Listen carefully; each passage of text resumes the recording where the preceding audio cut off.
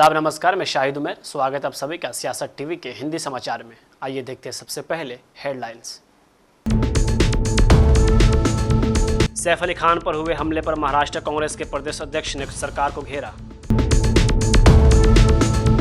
अरविंद केजरीवाल पर बनी डॉक्यूमेंट्री की स्क्रीनिंग रुकी, दिल्ली पुलिस ने बताई वजह। बीजेपी के संकल्प पत्र पर कांग्रेस नेता संदीप दीक्षित का निशाना, बोले ये सब यहाँ वहाँ की नकल। राजद की राष्ट्रीय कार्यकारिणी की बैठक में पहुंचे लालू राबड़ी, विधानसभा चुनाव समेत कई मुद्दों पर होगी चर्चा। पटना पहुंचे कांग्रेस नेता राहुल गांधी, संविधान सुरक्षा सम्मेलन को किया संबोधित। इजरायल और हमास के बीच युद्ध विराम और बंधक समझौता पर लगी मुहर, नेतन्याहू के 8 मंत्रियों ने किया विरोध। अब खबर विस्तार से। प्रधानमंत्री नरेंद्र मोदी ने आज 65 लाख से ज्यादा परिवारों को स्वामित्व कार्ड बांटे। इस दौरान उन्होंने कहा कि स्वामित्व योजना से आर्थिक गतिविधियों का रास्ता खुलेगा। प्रधानमंत्री ने कहा कि आज का दिन देश के गांवों के लिए, ग्रामीण अर्थव्यवस्था के लिए बहुत ही ऐतिहासिक है। गांव की व्यवस्था में ये स्कीम मील का पत्थर साबित होगा। स्वामित्व योजना ग्रामीण सशक्तिकरण की दिशा में अहम है। 5 साल पहले स्वामित्व योजना शुरू की गई थी ताकि गाँवों में रहने वालों का उनका कानूनी प्रमाण दिया जा सके। बीते 5 साल में लगभग 1.5 करोड़ लोगों को ये स्वामित्व कार्ड दिए गए हैं। नमस्कार मनोहर जी, नमस्कार। नमस्कार सर, मेरा नाम आप कैसे हैं? बहुत अच्छे हैं सर। अच्छा, परिवार में कौन कौन आया है? मेरे परिवार में मैं हूँ, मेरी पत्नी है और 2 बेटे हैं मेरे। एक बेटा का शादी हो गई है और उसकी बहू भी है और उसका मेरा पोता भी है। मनोहर जी, मुझे बताया गया है कि आपने प्रॉपर्टी के पेपर पर लोन लिया है। इस लोन से कितनी मदद मिल सी आपको? इससे आपके जीवन में क्या बदलाव आया? देश भर के लोग आप सुन रहे हैं आपको, तो मनोहर जी आपका अनुभव बताइए। मेरे को स्वामित्व योजना का पट्टा मिला सर मेरे को। मैं भी खुश हूँ, मेरा परिवार भी खुश है। मैं आपको प्रणाम करता हूँ, धन्यवाद देता हूँ मैं आपको। आपका भी बहुत बहुत धन्यवाद। मैं जानना चाहूंगा मनोहर जी। जी सर, जरा डिटेल में बताइए क्या क्या हुआ। डिटेल में सर, मतलब मेरे को पट्टा मिला था। पट्टे पे मैं लोन लिया था सर। मैंने लोन लिया था डेयरी फार्म का लिए। मैंने 10 लाख का लोन लिया है। 10 लाख? हाँ, 10 लाख का लोन लिया सर मैंने। हाँ, फिर क्या किया उसका? साहब, मैंने डेयरी फार्म खोला हुआ है। आरजी कर बलात्कार हत्या मामले में आज सियालदह कोर्ट द्वारा फैसला सुनाए जाने पर राष्ट्रीय महिला आयोग की पूर्व अध्यक्ष रेखा शर्मा ने कहा, मुझे नहीं लगता कि एक ही व्यक्ति इस मामले में शामिल है। जिन लोगों ने इस मामले में वित्तीय कदाचार किया है वे जरूर इस मामले में हत्या तक शामिल हैं। उन लोगों के खिलाफ कोर्ट कार्रवाई करेगा और उन्हें कड़ी से कड़ी सजा देगा। उम्मीद तो यह है कि न केवल एक व्यक्ति को फांसी की सजा मिले, लेकिन और भी जो फाइनेंशियली डील्स में पड़े हैं उनका भी इन्वेस्टिगेशन और उनके ऊपर भी चार्जशीट मर्डर का होना चाहिए। क्योंकि मुझे नहीं लगता था पहले भी और अब भी कि एक ही व्यक्ति उसमें इन्वॉल्व है। और ये जो भी फाइनेंशियल मिसकंडक्ट जिन्होंने किया है, ये जरूर इस मामले में मर्डर तक में भी इन्वॉल्व हैं। और मुझे लगता है कोर्ट इसका संज्ञान लेगा और उनको भी कड़ी से कड़ी सजा देगा। बॉलीवुड अभिनेता सैफ अली खान पर हुए हमले का मामला गरमाया हुआ है। इस मुद्दे पर महाराष्ट्र कांग्रेस प्रदेश अध्यक्ष नाना पटोले का बयान सामने आया है। उन्होंने इस मुद्दे पर सरकार को घेरा है और कहा कि महाराष्ट्र में जनता, सेलिब्रिटी और सरपंच सुरक्षित नहीं है। आरोपी नहीं मिल रहा है, यह सरकार का फेलियर है। देखो, महाराष्ट्र में सेलिब्रिटी भी सुरक्षित नहीं है, गांव का सरपंच भी सुरक्षित नहीं है, आम पब्लिक भी सुरक्षित नहीं है। अगर सरकार के विरोध में आवाज उठाने की बात हुई तो जिस तरह से परभनी में एक लॉ के स्टूडेंट को भी पुलिस कोम्बिंग के माध्यम से मारा गया था, ये स्पष्ट है। तो पुलिस सरकार के इशारे पे काम करती है। महाराष्ट्र में पुलिस भर्ती से लेके पोस्टिंग तक IAS के कमीशन लिया जाता है, पैसे लिए जाते हैं, ये स्पष्ट हो गया। अच्छे अधिकारी जो है उसको साइड लाइन करके रखा है और इसीलिए पुलिस का जो पुलिस का जो डर होना चाहिए वो महाराष्ट्र में खत्म हो चुका है और इसका पूरा दायित्व ये सरकार के ऊपर जाता है, बीजेपी के ऊपर जाता है। सैफ अली के मामले वही वक्फ संशोधन विधेयक जेपीसी के अध्यक्ष और भाजपा सांसद जगदम्बिका पाल ने कहा कि हम अधिकारियों, वक्फ बोर्ड, अल्पसंख्यक आयोग, बार काउंसिल और अन्य प्रतिनिधिमंडलों से मिलेंगे। हमें इस बजट सत्र में रिपोर्ट जमा करनी है। 21 जनवरी को बजट सत्र शुरू होगा। हमारे पास बहुत कम समय है। हम एक व्यापक रिपोर्ट बनाने के लिए देश भर में घूम रहे हैं। दिल्ली में 34 बैठकें हो चुकी हैं और हम लगभग 204 विभिन्न हितधारकों और प्रतिनिधिमंडलों से मिल चुके हैं। बिहार के पटना में आए हैं तो अपने आप में ये महत्वपूर्ण मीटिंग है और जो पार्लियामेंट के द्वारा जब सरकार के आग्रह पे ये ज्वाइंट पार्लियामेंट्री कमेटी को इसको सुपुर्द किया है वक्फ के अमेंडमेंट एक्ट को, तो अब इसमें बिहार में भी आकर के और यहाँ के डेलीगेशन से, यहाँ के ऑफिशियल के साथ, वक्फ बोर्ड के साथ, माइनॉरिटी कमीशन के साथ या जो बार काउंसिल के लोग हैं या लॉयर्स हैं, काफ़ी डेलीगेशन है सुना, उनके साथ हमारी मीटिंग होगी क्योंकि हमें रिपोर्ट इसी बजट सेशन में देना है और बजट सेशन भी 31 डेट आ गया है। तो अब हमारे पास समय नहीं था, इसलिए आज हम पटना के दौरे पे आए हैं कि हम जो हमारा प्रस्तावित वक्फ का अमेंडमेंट एक्ट है उसके संबंध में यहाँ पे ज़मीनी हकीकत क्या है और उस अमेंडमेंट के संबंध में क्या राय है यहाँ के जो डिफरेंट ऑर्गेनाइजेशंस है, क्योंकि जो वक्फ का एक पर्पज है कि इसका फ़ायदा ख़वातीन को, बहनों को, बच्चों को एजुकेशन, रिलीजियस पॉयस पर्पजेज के लिए मिले और आज उसमें अगर भारत सरकार एक सुधार लाना चाहती ट्रांसपेरेंट ढंग से उस वक्फ की प्रॉपर्टी का फ़ायदा गरीबों को, पसमानदा को, आम लोगों को मिल सके, महिलाओं को, मुस्लिम्स को, तो उसी संबंध में आज ये कमेटी आई। हमारे साथ श्री बिजलाल जी भी मेंबर ऑफ पार्लियामेंट हैं, हमारे गवर्नमेंट ऑफ इंडिया के सेक्रेटरी भी हैं और हमारे काफ़ी एमपी पहुंच चुके हैं। सर, कहा जा रहा है कि बिहार हो या फिर बिहार के अन्य राज्यों में भी वक्फ की जो जमीनें हैं तो कई ऐसी जमीनें हैं जो वक्फ की है नहीं, लेकिन दावा वो ठोकते हैं। बॉलीवुड अभिनेता सैफ अली खान पर हुए हमले पर एनसीपी नेता जिशान सिद्दीकी ने कहा कि ऐसे मामलों को सांप्रदायिक एंगल नहीं दिया जाना चाहिए। हमें बस यह सुनिश्चित करना चाहिए कि देश में हर नागरिक की सुरक्षा हो और कानून व्यवस्था बनी रहे। बहुत से लोग अब इस मुद्दे को उठा रहे हैं। मुझे यकीन है कि हमारी सरकार और मुख्यमंत्री इस पर सख्त कदम उठाएंगे। नहीं, देखिए, मुझे लगता है ये एंगल देना सही नहीं होगा। देखिए, लॉ एंड ऑर्डर का सिचुएशन जरूर है और उसे मुंबई में, खास तौर पर बांद्रा में देखना चाहिए कि ये क्यों हो रहा है, पर उसे कोई भी कम्युनल एंगल देखना सही नहीं है, क्योंकि जब किसी की जान जाती है, मुझे पता है मेरे परिवार में हुआ है, और या तो किसी पे हमला होता है तो कोई ये नहीं देखता है कि वो हिंदू है या मुसलमान है। तो मुझे लगता है इसमें कम्युनल एंगल नहीं देना चाहिए। सिर्फ ये देखना चाहिए कि देश का हर एक नागरिक, उसकी सुरक्षा होनी चाहिए और law and order situation maintain होना चाहिए पूरे भारत में। तुम्हाला वाटत नाही का मुंबईतला लॉ एंड ऑर्डर हे बिघडलेलं आहे? नक्कीच, आप सही बोल रहे हो कि व्यवस्था जो लॉ एंड ऑर्डर की थी, जैसे हम पैदा हुए बांद्रा में, मुंबई में, और हमने देखा है पहले जैसा था वैसा अभी नहीं है, और बहुत सारे लोग अब जाके इसके ऊपर आवाज उठा भी रहे हैं। और मुझे लगता है लॉ एंड ऑर्डर सिचुएशन के बारे में कुछ जरूर करना चाहिए, और मुझे यकीन है कि जो हमारी सरकार है और आदरणीय गृह मंत्री और मुख्यमंत्री साहब है, इस पे कठोर से कठोर कदम उठाएंगे।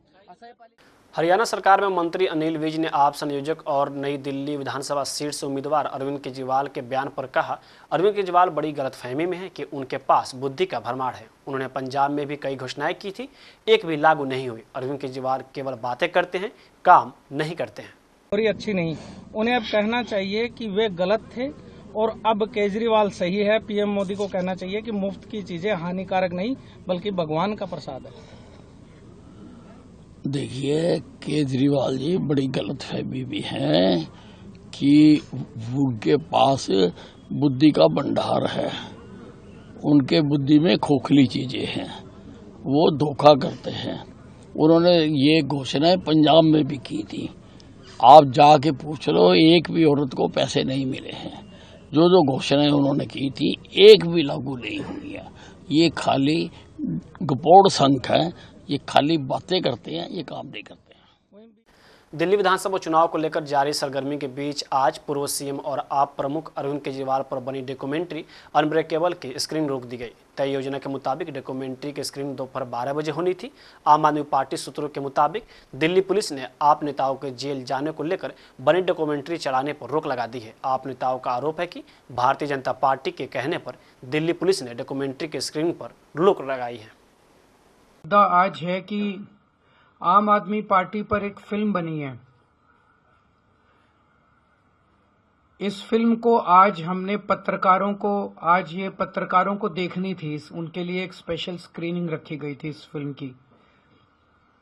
आज सुबह ही पुलिस ने वहां पहुंच के उसकी स्क्रीनिंग रुकवा दी और कहा कि ये स्क्रीनिंग नहीं की जा सकती। किसी भी कानून में ये प्राइवेट स्क्रीनिंग थी, ये कोई पब्लिक स्क्रीनिंग नहीं थी। किसी भी कानून के तहत ये अलाउड नहीं है कि पुलिस इस तरह से कोई फिल्म की स्क्रीन। ये कोई इलेक्शन का कैंपेन नहीं था, वहाँ कोई इलेक्शन का झंडा नहीं था, वहाँ कोई इलेक्शन की स्पीच नहीं थी, वहाँ कोई इलेक्शन के किसी पार्टी के लिए वोट नहीं था, इलेक्शन का प्रचार नहीं था, किसी पार्टी के लिए वोट नहीं मांगा जा रहा था, किसी पार्टी के खिलाफ नहीं बोला जा रहा था। एक प्राइवेट स्क्रीनिंग थी फिल्म की। तो बीजेपी इतनी क्यों डरी हुई है इस फिल्म से?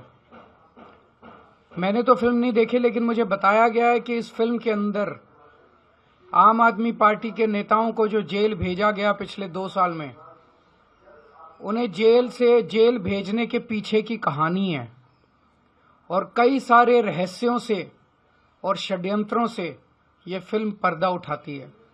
और ये बीजेपी के गैर कानूनी और गैर संवैधानिक तरीके से जिस तरह से बीजेपी ने आम आदमी पार्टी के नेताओं को जेल भेजा था, उस पर से वो पर्दा उठाती है और इसीलिए बीजेपी इतनी ज्यादा डरी हुई है। दिल्ली विधानसभा चुनाव के लिए बीजेपी ने अपने घोषणा पत्र का पहला भाग जारी किया है, जिसमें महिलाओं के लिए विशेष घोषणाएं की गई हैं। वहीं अब कांग्रेस ने बीजेपी के इस संकल्प पत्र पर जोरदार हमला बोला है। नई दिल्ली सीट से कांग्रेस उम्मीदवार संदीप दीक्षित ने बीजेपी के घोषणा पत्र को यहाँ वहाँ की नकल बताया है। सब्सिडी सिलेंडर कुछ नहीं सर, ये तो सबकी इधर उधर की कॉपी है। देखिए, जो इंदिरा रसोई चल रही है कर्नाटक में और उसके पहले तेलंगाना में, ये बहुत ही पॉपुलर स्कीम्स रही हैं कांग्रेस की, उसी को इन्होंने कॉपी किया है। और जगह क्यों नहीं करते 4 रुपए 5 रुपए में? और मैं तो ये पूछना चाह रहा हूँ कि नई दिल्ली में तो आपने झुग्गी के लोगों को उठा के बाहर फेंक दिया हमारी कॉन्स्टिट्यूंसी से, उनका कौन ध्यान रखेगा? ये एक अटेम्प्ट लगता है। ठीक है, कोई अपनी राहत की आप स्कीम बनाओ नहीं बनाओ, पर इसमें बहुत लोगों को असर होने नहीं वाला है। क्योंकि अब क्या हो गया है, चाहे महिला सम्मान हो, चाहे कोई हो, हर पार्टी कुछ न कुछ दे रही है। तो अब कोई 2000, कोई 2100, कोई 2400, कांग्रेस 2500 दे रही है। इसमें इतना अब अंतर नहीं बचेगा। और ये जो सब्सिडी में सिलेंडर देने वाली है तो कांग्रेस की स्कीम है, हम ही ने कहा हर जगह। इसमें तो भारतीय जनता पार्टी से पूछना चाहिए कि भाई मोदी जी से कह दीजिए ना, वो क्यों नहीं देते? सिर्फ जब चुनाव आता है तब आपको सिलेंडर में सब्सिडी देने की बात आती है। ऑल इंडिया अनाउंस कर दीजिए। अब जो, क्योंकि ज्यादातर स्कीमें बराबर हो जाएंगी, अब मेन लोग देखेंगे कि इसके अलावा कौन सी पार्टी क्या दे रही है, और उसमें उनको दिखेगा कि कांग्रेस ही एक ऐसी पार्टी है जो इस तरीके की राहत देने के अलावा काम करेगी। क्योंकि हम ही ने काम किया है दिल्ली में। इनमें से कोई पार्टी ये नहीं बता पा रही है कि अच्छी बनी हुई, बेहतर, साफ, अच्छे पानी वाली, अच्छी हवा वाली, अच्छी सड़कों वाली दिल्ली कौन बनाएगा, अच्छे अस्पतालों वाली। तो जब पुरानी दिल्ली याद आती है तो उन्हें शीला जी का नाम याद आता है। तो वो मुझे लगता है कि स्वतः ही लोग कहेंगे कि अगर बाकी चीज़ों में पार्टियां एक हैं तो फिर एक ही पार्टी। वहीं आम आदमी पार्टी के नेता प्रियंका कक्कड़ ने बीजेपी द्वारा जारी किए गए घोषणा पत्र पर अपनी प्रतिक्रिया देते हुए कहा कि भाजपा के घोषणा पत्र में साफ कहा गया है कि दिल्ली में जन कल्याण सेवाएं सुचारू रूप से जारी रहेंगे। इससे साफ जाहिर होता है कि अरविंद केजरीवाल की स्कीम को भाजपा ने एडॉप्ट कर लिया है। देखिए, कल भाजपा के मैनिफेस्टो में उन्होंने साफ कहा कि दिल्ली में जो जन कल्याण सेवाएं हैं वो जारी रहेंगी, और यही उनका मैनिफेस्टो था।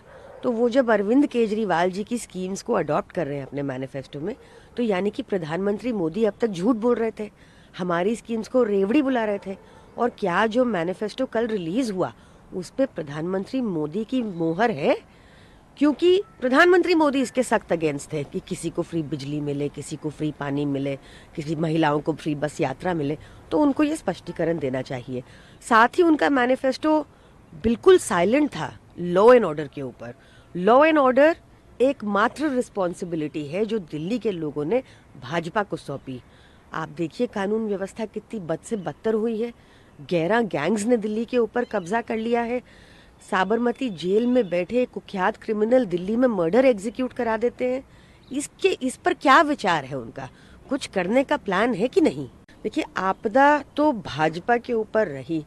कल शाम तक बिल्कुल नॉमिनेशन का जो लास्ट डे था तब तक उन्होंने 68 ही कैंडिडेट्स डिक्लेयर किए हैं और अभी तक कोई सीएम चेहरा नहीं। बीच में रमेश भिदूड़ी का नाम आया था कि सीएम चेहरा बनेंगे और जैसे ही अरविंद केजरीवाल जी ने उनको डिबेट के लिए चैलेंज किया कि बताओ तुमने 10 साल में क्या काम किए, हम भी बताएंगे अपने काम, हम बताएंगे आगे का विजन, तो वो विड्रॉ कर गए। तो बिना दूल्हे की बारात, दिल्ली वालों के लिए ना कोई विजन, तो दिल्ली वालों के पास एक बहुत क्लियर चॉइस है, वो उन्हीं को चूज करेंगे। साथ में अगर कहीं आपदा है दिल्ली में तो वो कानून व्यवस्था। दिल्ली विधानसभा चुनाव का मुकाबला काफी रोचक बनता जा रहा है। 2015 और 2020 के विधानसभा चुनाव में भले कांग्रेस अपना खाता भी नहीं खोल पाई हो, लेकिन इस बार पार्टी पूरी एकजुटता और मजबूती से चुनाव मैदान में उतरी हुई है। कांग्रेस ने विपक्षी इंडिया गठबंधन के सहयोगी दलों के दबाव की परवाह किए बगैर दिल्ली में बीजेपी से ज्यादा अरविंद केजरीवाल और उनकी आम आदमी पार्टी के खिलाफ आक्रामक तेवर अपना रखा है, जिससे दिल्ली की सियासत में हलचल पैदा हो गई है। मैंने अपनी निजी राय बताई थी और मैं अभी भी उस पर कायम हूं कि हम लोगों को 2014 के अंदर इनको सपोर्ट करना और बाद में 2024 के अंदर इनके साथ अलायंस करना, दोनों की वजह से दिल्ली की जनता को नुकसान हुआ है। और दिल्ली की जनता को जब नुकसान हुआ, भारतीय जनता पार्टी को इससे फायदा हुआ है। ये मेरी निजी राय थी पहले भी और अब भी।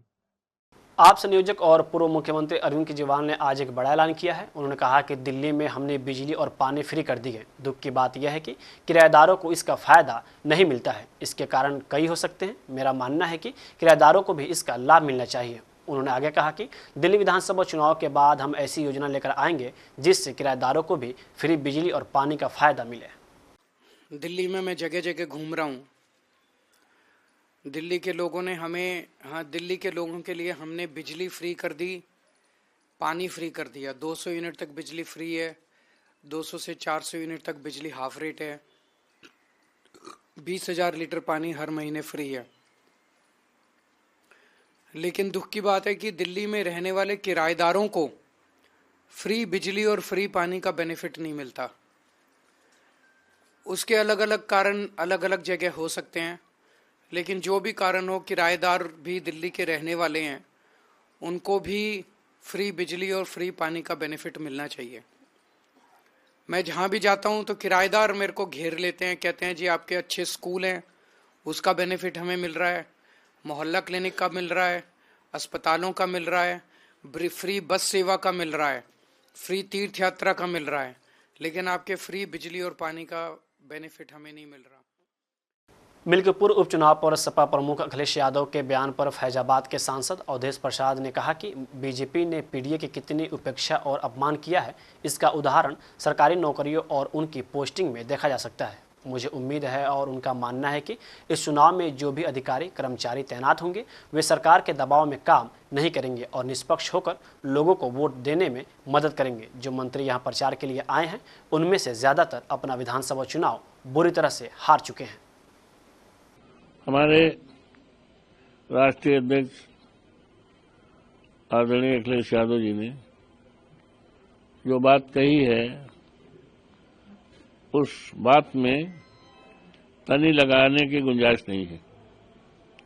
और भारतीय जनता पार्टी की सरकार में पीडीए की कितनी उपेक्षा की गई है और पीडीए के साथ कितना न्याय किया गया है, और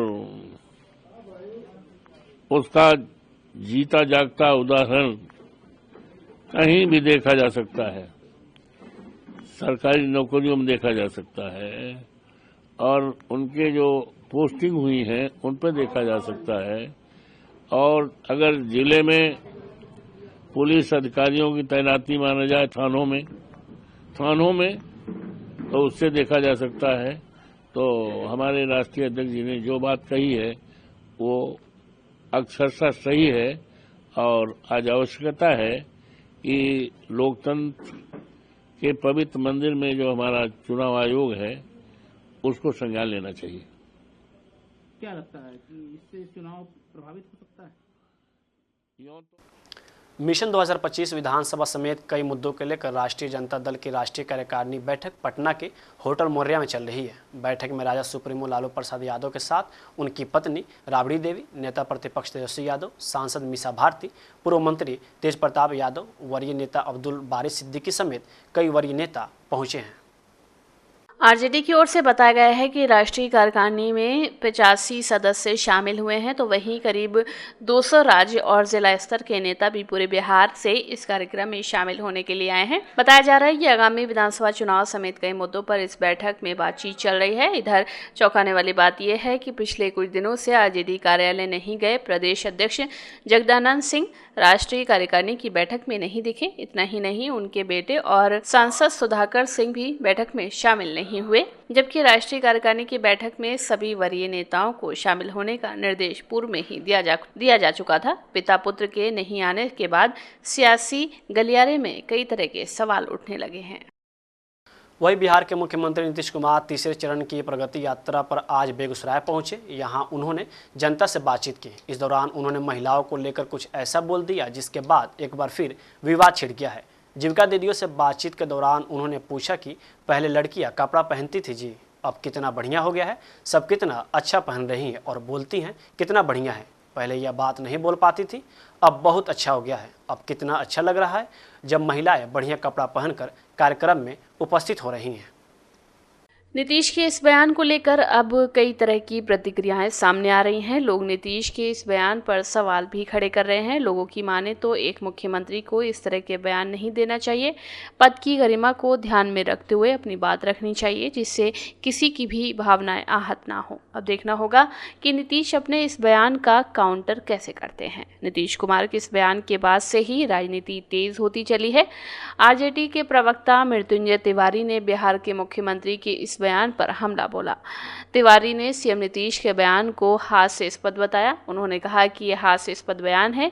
नीतीश जी जब से भाजपा के साथ गए हैं गड़बड़ा गए हैं। नीतीश जी इस यात्रा को लेकर आरजेडी प्रमुख लालू यादव ने कहा था कि नीतीश कुमार यात्रा पर नहीं बल्कि आंख सेकने जा रहे हैं। नीतीश कुमार की तीसरे चरण की प्रगति यात्रा का शुभारंभ खगड़िया जिले से हुआ। तीसरे चरण में 20 जनवरी, 21 जनवरी और 22 जनवरी, 27 और 28 जनवरी को मधेपुरा में रात्रि विश्राम करेंगे। इस फेज में सीएम की 29 जनवरी तक कुल 9 जिलों में प्रगति यात्रा होगी।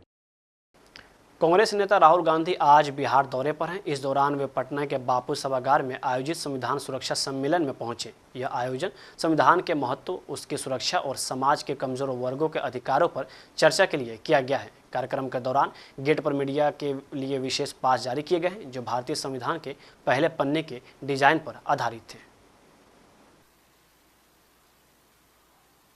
गंगा जी की ओर मैंने देखा, गाड़ी में बातचीत हो रही थी और मैं सोच रहा था कि ये लगती तो एक नदी है,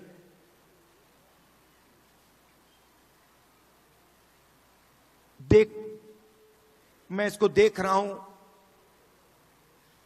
एक नदी दिख रही है,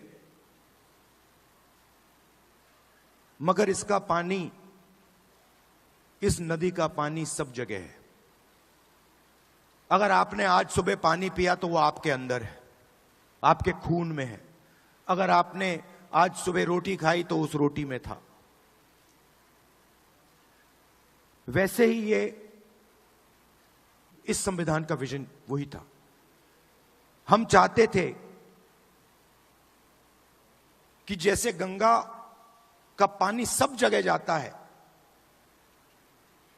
वैसे ही विजन था कि इस संविधान की जो सोच है वो हिंदुस्तान के कोने कोने में, हिंदुस्तान के हर व्यक्ति के अंदर, हर संस्था के अंदर जैसे गंगा का पानी जाता है वैसे जाए।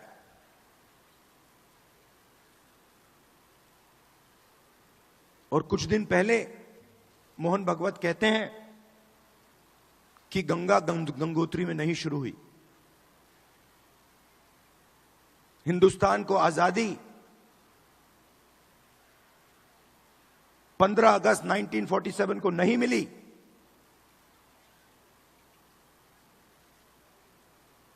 बाद में मिली। तो अगर मोहन भगवत कह रहे हैं कि 15 अगस्त 1947 को आजादी नहीं मिली, तो वो इसको नकार रहे हैं।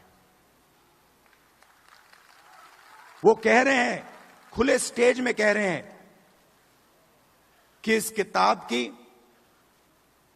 इस किताब में जो सोच है उसका हिंदुस्तान के लिए कोई मतलब नहीं है। इजरायल सरकार ने गजा में युद्ध विराम और बंधक समझौते को मंजूरी दे दी है। प्रधानमंत्री नेतन्याहू की अध्यक्षता में हुई इस बैठक में 6 घंटे तक बहस चली। एक रिपोर्ट के मुताबिक कुल 24 मंत्रियों ने युद्ध विराम समझौते के पक्ष में मतदान किया, जबकि 8 मंत्रियों ने इसका विरोध किया है। वही इस समझौते को लेकर रविवार को युद्ध विराम लागू हो सकता है। संभावना है कि पहले चरण में 33 इजरायली बंधकों की रिहाई होगी।